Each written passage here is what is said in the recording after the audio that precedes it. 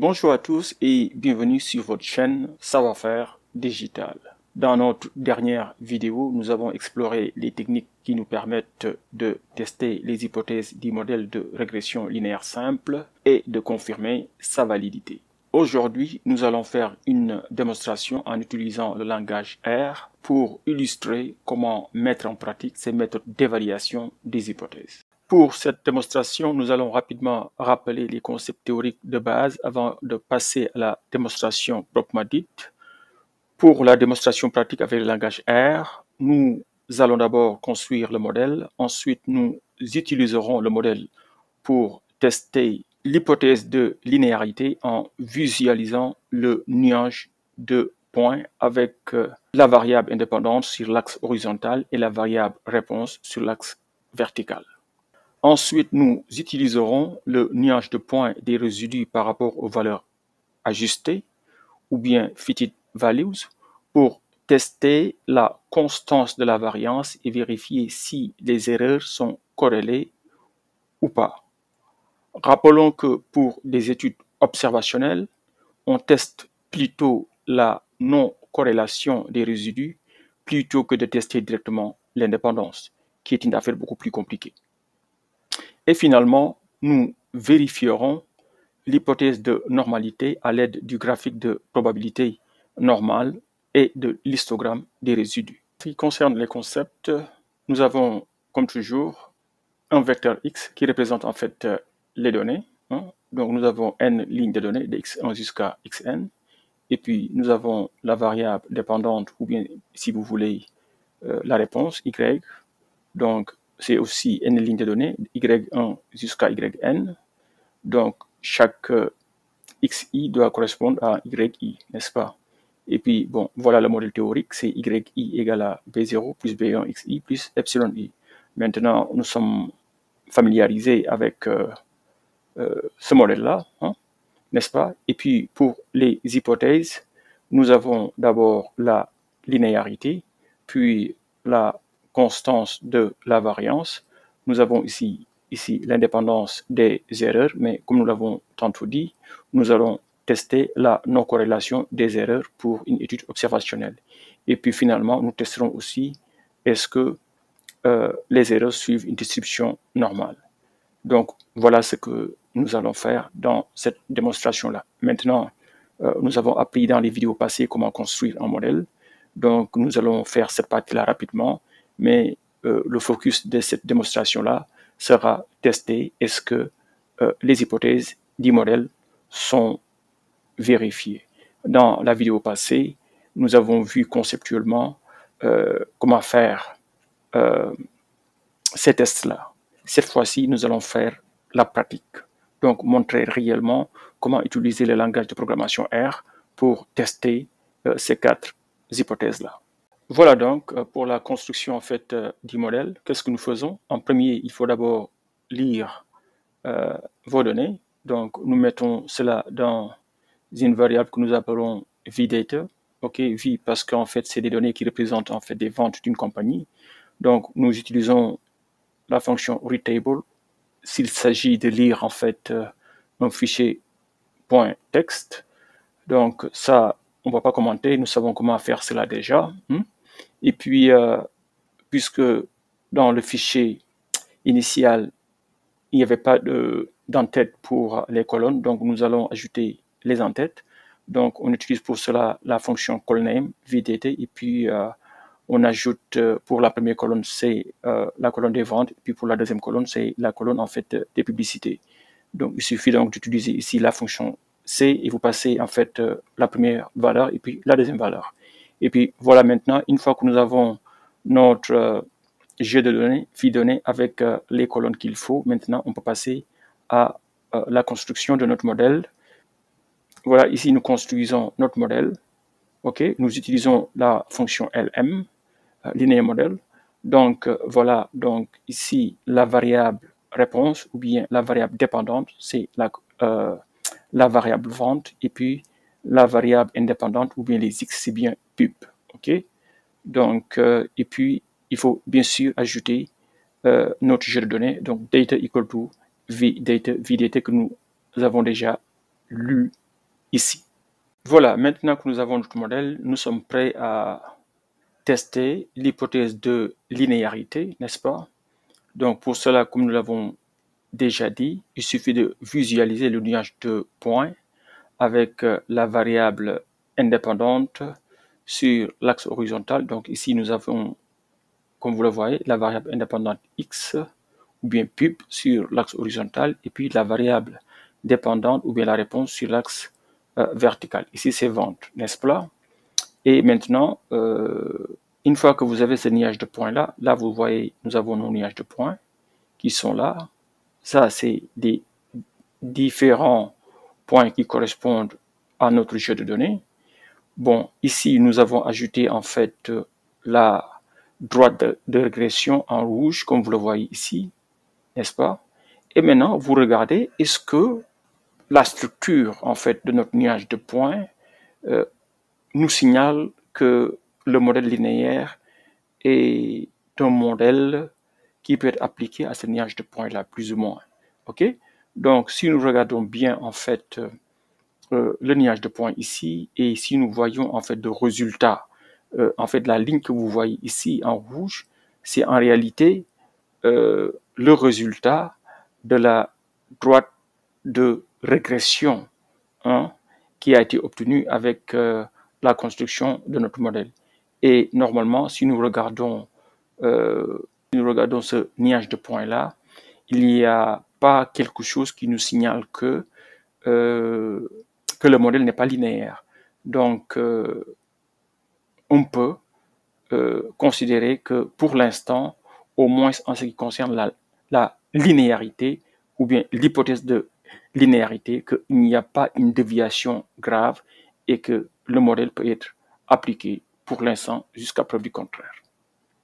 En conclusion, pour ce qui concerne l'hypothèse de linéarité, on peut dire que l'hypothèse de linéarité semble tenir puisque nous n'avons aucune préoccupation apparente concernant cette considération-là.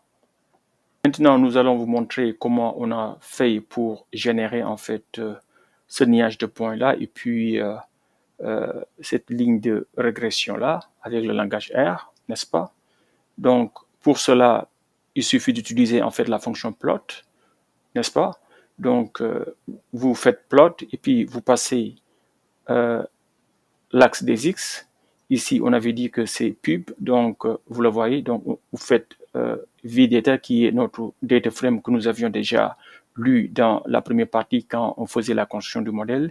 Et puis vous passez la variable X, ici pour nous c'est pub, et puis vous passez la variable réponse ou bien l'axe vertical pour nous c'est les ventes. Donc c'est toujours votre jet de données vdata ou bien votre data frame, et puis vous faites le dollar et puis vous faites vente, ou bien si votre variable s'appelle Y, vous mettez Y, n'est-ce pas? Et puis nous, ce que nous avons fait ici, on a ajouté en fait ici XLab et YLab. Donc XLab, YLab, c'est le label pour en fait l'axe horizontal X et puis le label pour l'axe vertical Y. Donc vous avez bien vu que sur Y, on a juste mis vente et sur l'axe horizontal, nous avons mis pub, comme vous le voyez là-bas. Et puis, bon, voilà, on a ajouté ici, en fait, des valeurs qui nous permettent de contrôler, en fait, la structure de nos points. OK? Donc, vous voyez qu'ici, pour les points, point Y and LWD, on a mis 2 pour les deux, pour avoir en fait des cercles creux comme cela. Ça, c'est juste en fait pour gérer la structure de nos nuages de points. Et après cela, il faudra ajouter en fait la ligne de régression de notre modèle. Donc, pour cela, qu'est-ce qu'on fait? Il y a une fonction qui s'appelle ABLine hein, dans le langage R. Et puis, vous passez, par exemple, votre modèle. Bon, le modèle, on l'avait déjà dans la variable modèle quand on a fait la construction de notre modèle. Et puis, là, on met la couleur qu'on veut, call for color. c'est la couleur, et puis on met red. Red, c'est dire qu'il faut tracer cela en rouge. Et puis, on ajoute ici aussi, en fait, LTY equal to 2. Donc, pour dire qu'en fait, on veut que cette ligne-là soit en pointillé. Et vous avez bien vu que la ligne est en pointillé. Très bien.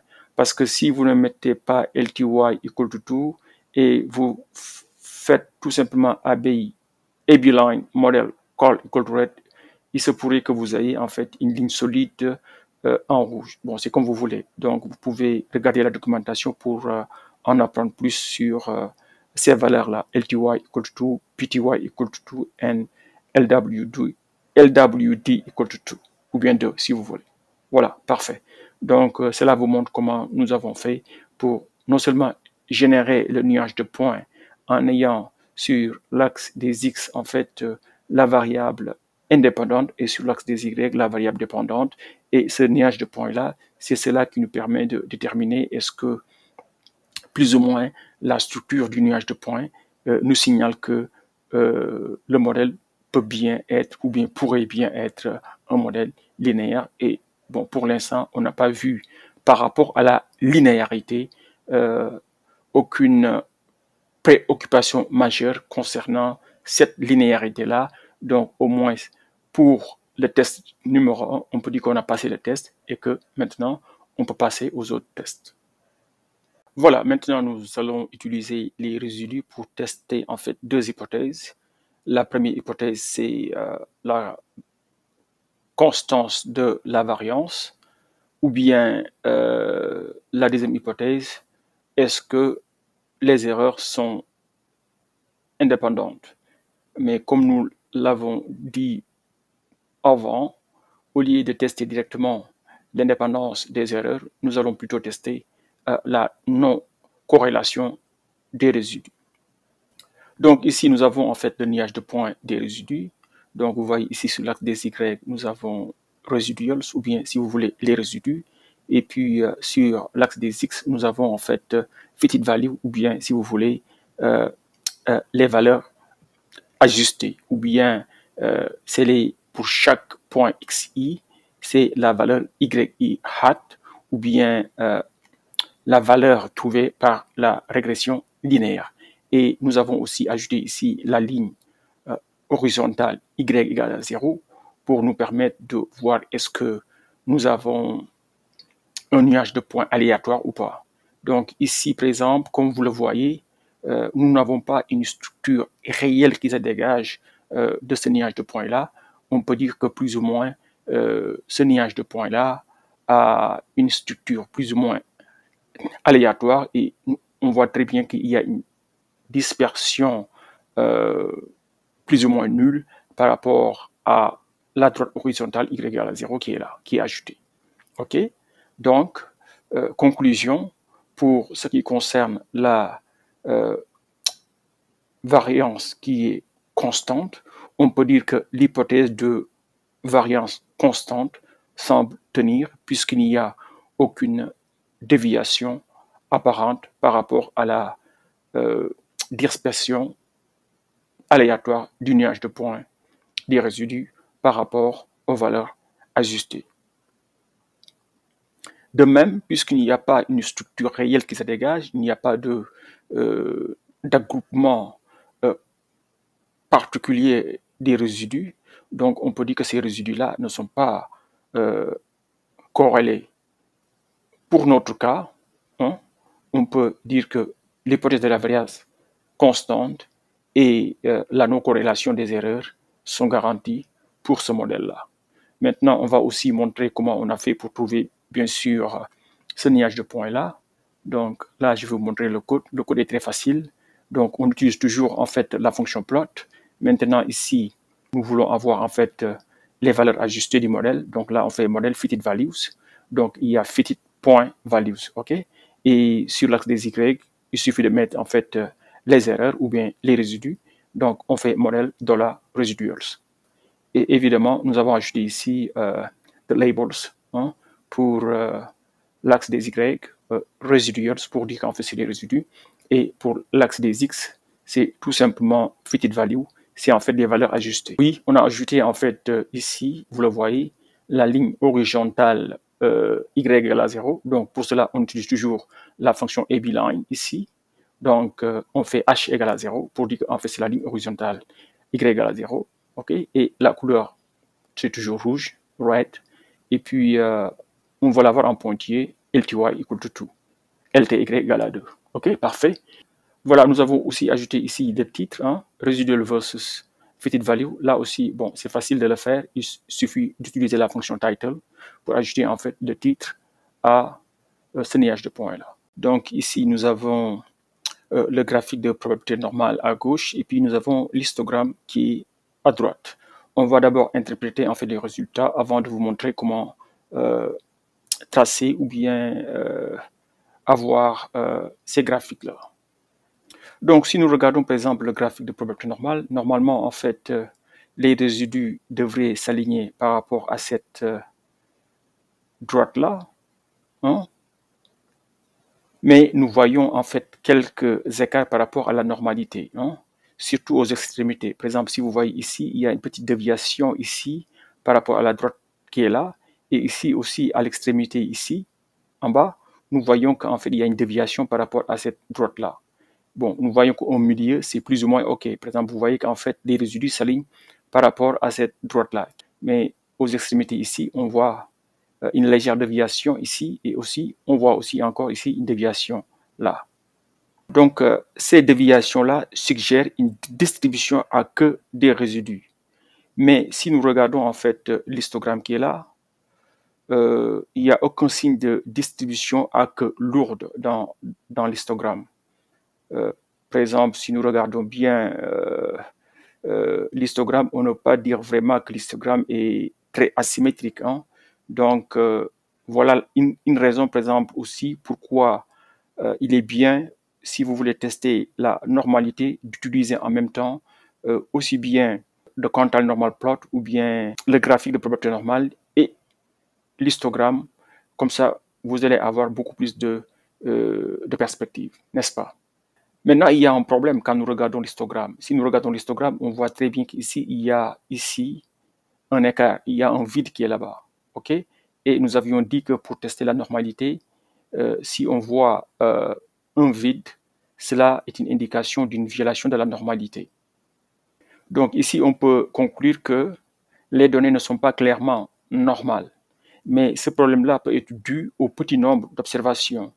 Plus on a de données, plus en fait on peut mieux analyser les résultats de notre analyse de façon beaucoup plus cohérente.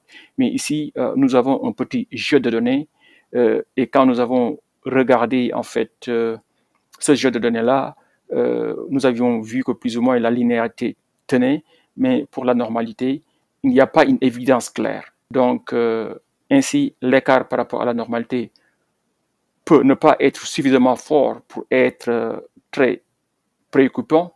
L'analyse des données, c'est une science, oui, mais l'interprétation des résultats est plutôt un art. Autre chose aussi qu'il faut remarquer, je ne sais pas si vous l'avez vu ou pas, si vous voyez ici par exemple sur le premier graphique, le quantile normal plot, ok? Donc vous voyez qu'ici il y a en fait deux nombres qui sont indiqués ici. Il y a 5 et il y a 19. Je pense que vous comprenez de quoi il s'agit. En fait, ces nombres-là, c'est des signalements. Voilà, je pense que c'est ça. C'est des signalements possibles, en fait. Donc, le modèle est en train de nous dire que prêtez plus d'attention par rapport à ces deux valeurs-là, qui probablement sont des valeurs aberrantes, okay, ou bien on peut les appeler en anglais outliers. Je ne dis pas qu'en fait, ce sont des outliers, mais le modèle nous dit que nous devons prêter plus d'attention par rapport en fait, à la ligne 5 et puis à la ligne 19. Voilà, maintenant on va montrer comment on a fait pour avoir en fait ces résultats-là.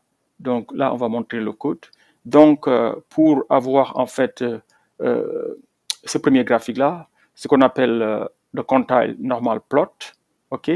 Il faut d'abord, bien sûr, utiliser en fait la bibliothèque car. Hein?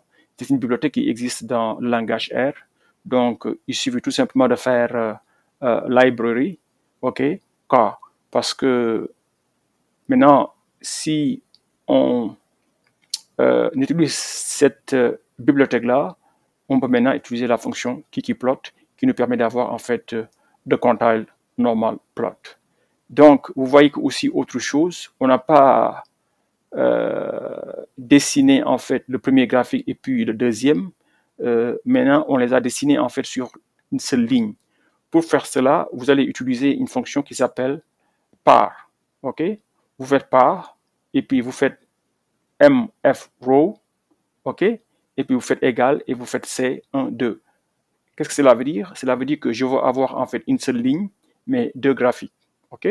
Donc vous voyez, nous avons une seule ligne ici et puis nous avons deux graphiques. C'est pourquoi nous avons une ligne, deux graphiques, ok. Et puis maintenant, une fois que vous avez ça, vous pouvez maintenant dessiner votre graphique. Bon, le premier, c'est le quantile normal plot, ok.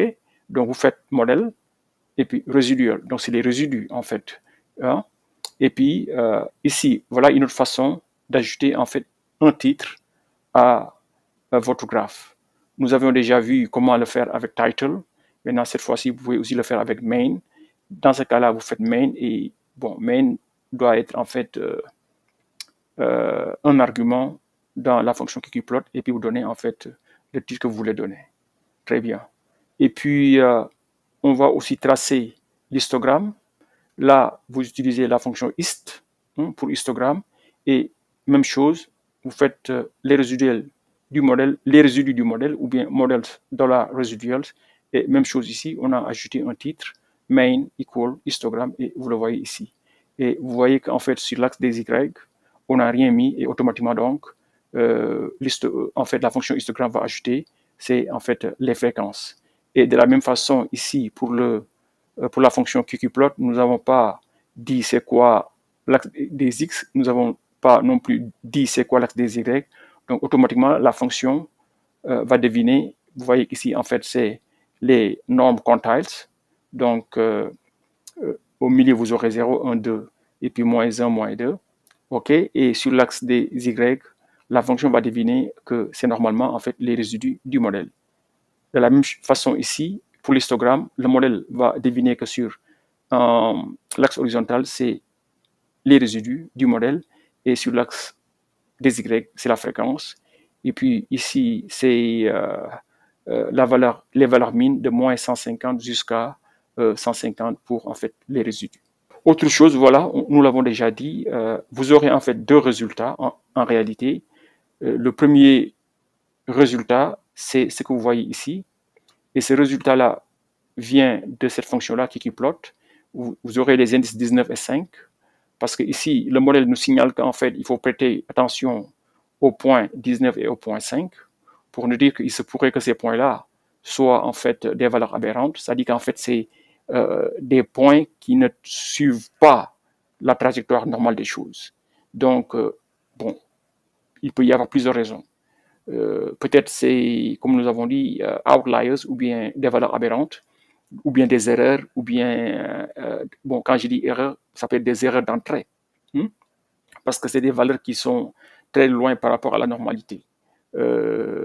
Mais ça peut aussi être des valeurs réelles, mais jusque en fait que le modèle ou bien le jeu de données que nous avons ne suit pas en fait la loi normale. Et si tel est le cas, on va voir dans le futur comment prendre en compte en fait ces données-là du problème. Voilà. Et aussi, pour que je n'oublie pas, pour l'instant, au moins pour la vidéo d'aujourd'hui, on ne va pas s'occuper en fait des valeurs aberrantes ou bien outliers, mais dans les vidéos prochaines, on va vous montrer comment tenir compte aussi de ces éléments-là. Si vous avez en fait des lignes de données qui s'écartent de la normale, comment on peut les enlever ou bien les traiter pour qu'en fait notre modèle soit beaucoup plus robuste. Donc, on aura plus de détails à ce sujet plus tard. Parfait. Et voilà, nous arrivons à la fin de cette démonstration sur les hypothèses de la régression linéaire simple. Nous avons illustré comment mettre en pratique les méthodes d'évaluation des hypothèses du modèle de régression linéaire simple en utilisant le langage R. Dans nos prochaines vidéos, nous allons approfondir l'étude de la régression linéaire simple en examinant les valeurs aberrantes ou bien outliers qui peuvent influencer nos résultats et en différenciant entre l'adéquation du modèle et sa performance. Chaque étape de ce processus est cruciale pour comprendre et interpréter correctement les résultats de notre analyse.